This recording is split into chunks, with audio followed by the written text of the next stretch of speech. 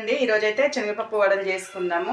ఇందులోకైతే చిన్నగా కట్ చేసిన పచ్చిమిర్చి ముక్కలండి, ఇక ఆనియన్స్,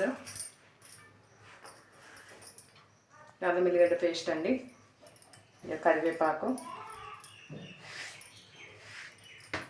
ఓమండి కొద్దిగా, ఇక తగినంత ఉప్పు అండి. ఆల్రెడీ పచ్చిమిరపకాయ ముక్కలు అయితే చిన్నగా కట్ చేసి వేసినండి. కొంచెం అయితే రెడ్ చిల్లీ పౌడరు, కారం పొడి వేసుకుందా.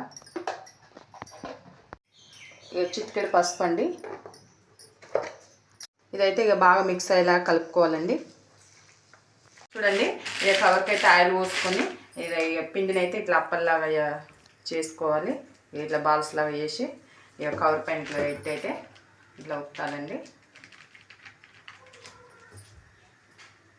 కింది వేసుకుందాము. ఇలా మెల్లగా వేసుకోవాలండి. బ్రౌన్ కలర్ వచ్చేదాకనైతే నూనెలో వేయించుకోవాలి. ఇక బ్రౌన్ కలర్ వచ్చేకైతే తీసుకోవాలండి. చూడండి వేడి వేడి శనగపప్పు వడలు అయితే రెడీ అయిపోయినాయి. క్రిస్పీగా ఉన్నాయండి. ఇంకో చూడండి చాలా టేస్టీగా ఉన్నాయి. మీరు కూడా మీ ఇంట్లో ట్రై చేయండి. ఓకేనా ఫ్రెండ్స్, వీడియో చూసి మాత్రం ఒక లైక్ ఇవ్వండి అబ్బా.